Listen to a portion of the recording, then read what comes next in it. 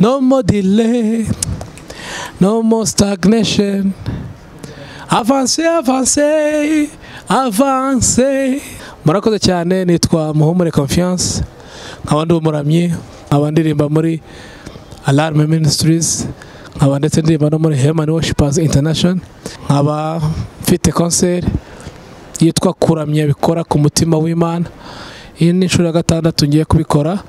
Tuzatse kumwe n'amatsinda kunzwe muri iki gihugu cy'u Rwanda ndetse no hanze, mu nka Alarm ndetse na Human, tukongeramo True Promises ndetse na Kingdom of God Ministries.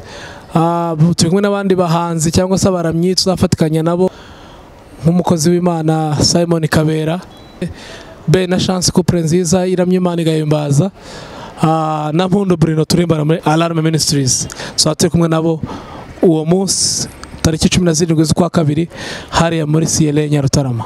Kwinjira mu gitaramo nateguye je ni 10,000 n'ibihumbi 5 ndetse n'ibihumbi 3.